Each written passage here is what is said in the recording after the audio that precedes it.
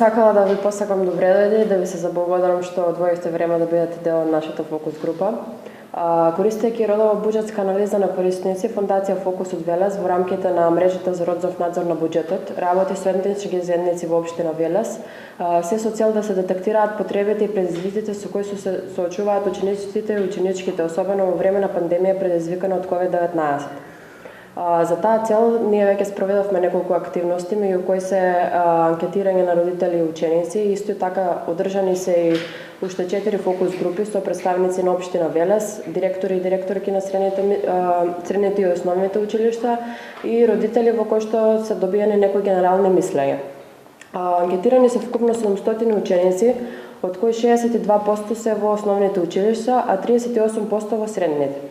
Од нив 50% се момчиња, 50% девојчиња. Од евалуацијата на прашалниците дојдовме до првични сознанија дека учениците се незадоволни од овој вид на настава.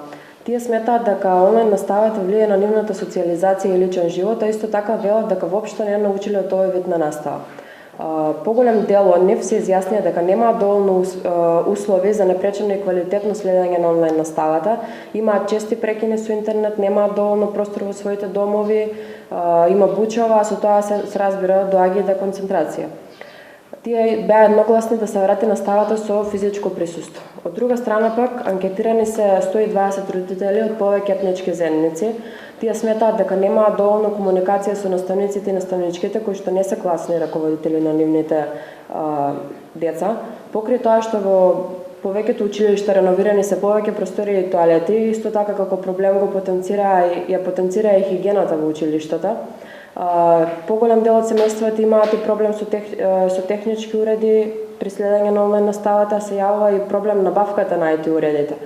Родителите се пожалили на време трајањето на еден онлайн час, односно сметаат дека половина час не е доволно, посебно за тест и испрашување на учениците, велики дека сето тоа е стресно за самите деца. Исто ги имавме и родителите турци кои што се изјаснија дека имаат проблем со интернет конекцијата во нивните домови, како и недоволно просторија за квалитетно следење на онлайн наставата. Се јави како проблеми финансискиот дел за набавка на IT уред, бидејќи во овие семејства поголем дел од учениците следат настава од еден уред. При вршењето на теренската анкета дојдовме до заклучок дека една од најзагрозените населби е Рамина, каде што живеат родители од ромската етничка заедница. Овде секој дете има проблем со онлайн наставата, пред се поради тоа што немаат интернет воопшто во своите домови. Па мора да одат во домовите на своите комшии кои имаат интернет за да можат да ја следат наставата. И тие родители претежно немаат завршено основно образование и не се доволно упатени во целиот процес на онлайн наставата. Овде и поголем дел од семејствата имаат добиен уред од училиштето, бидејќи нивната финансиска состојба не дозволува набавување на IT опрема на нивни товар. И родителите сметаат дека со онлайн наставата нивните деца воопшто не добиле знаење. Сите родители кои што беа анкетирани се изјаснија дека потребно е да се врати наставата со физичко присуство како поквалитетен процес на образование, бидејќи прво сметаат дека училишните часови треба да траат најмалку 40 минути, учениците да можат од наставниците да побараат дополнителна помош за се што не успеваат доволно да разберат или совладаат преку онлайн часовите, да бидат почесто испрашувани, што треба да биде земено во предвид од страна на наставниците, кои засега најчесто за оценување ја користеле формата на тест. Исто така, родителите сметаат дека колку и да се труди наставникот, преку Zoom не може да знае дали некој од учениците препишува или пак научил и тоа го прави преку споделување на знаењето. Со таа цел сакаме и да го слушнеме вашето мислење и вашите ставови поврзани со онлайн учењето. Како размислувате на таа тема? Ние заедно се соочуваме со тие проблеми, бидејќи ја и он заедно функционираме. Не можам сам да го оставам со онлайн настава, бидејќи имаме технички проблеми, Тимсот го изфрлува, не може сам да се снајде, тестови што прават, еден куп апликации користат, има потреба од тоа дете некој да седне до него, да му помогне, следи настава од таблет, за време на некои часови наставниците да сакаат за време на часот да направат презентација, он е малку поспор, не може тоа да го направи од таблет. Или ако нешто направил, кога ќе побара наставникот да чита, он мора да каже дека не е од компјутер, дека е од таблет, дека му се ситни буквите, дека не може тоа да го прочита. Друго, се што диктираат наставниците, се што кажуваат, треба некој да го запише, не може он да го запише, тука е мама. Затоа и материјал после за да може да го научи, да има од што да учи. Значи има многу недостатоци врзано со него цело време, за да ми помогам. Има часови што може сам да следи настава, што наставникот не бара ниту да запише, нели, не диктира наставникот, само мислам може само така да комуницира со наставникот, нема проблем за некои часови, но некои часови како што се математика, биологија, што бара хемија, физика, значи има работи што наставникот ќе ги каже на час, што ги нема во книгата, а после на испрашување наставникот ги бара тие податоци, тие работи. Така да проблеме, мислам тешко е, не можеш да го оставиш сам. Мораш да бидеш цело време со него за време на наставата. Проблеми како сите деца. Нема интернет, има интернет се исклучил, Тимсот го изфрлил некој од Тимсот.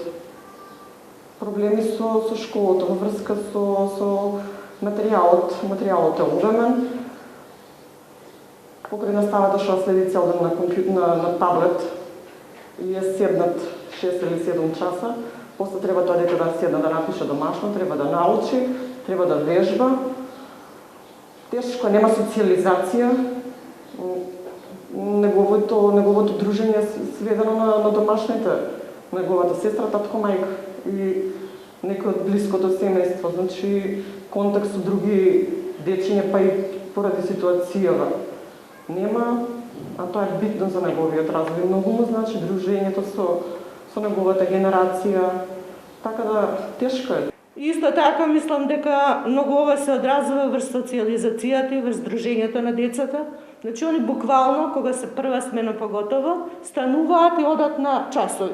Се расстануваат самиот зави, значи го нема она дружење, па по патот на пример нешто смеи да си кажат, како што ние сме правеле вообичаено. И мислам наставниците немам замерка, се трудат луѓето, сите даваат се од себе, меѓутоа платформата е така направена и што колку и да се трудат не може да се постигне истиот ефект како кога е со физичко присуство на ставата.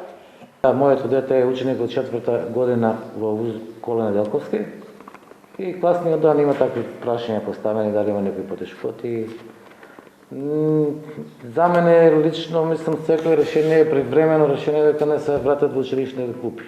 Пред се, ради учење, ради социализацијата, пред се, тоа е голем проблем социализацијата, значи се баре стануваат, реков на телефонот у рака е, виќе седна на лаптоп или на таблет, и он не се дружи, седи и слуша. Има нормално дека има разлика, квалитетот на онлайн наставата и со физичко присуство не може да биде исто како што спомна и колешките пред тоа. Сега има олеснување за тоа што тие студенти што имаат превоз до друг град, ако универзитетот се наоѓа во друг град, олеснителна околност е онлайн наставата затоа што немаат потреба од превоз. А иначе додека тече часот се соочувате ли со проблемите да падне интернетот? Да, сите се соочуваат со тоа, без разлика дали е факултет или средна школа. Работите и вие на Teams?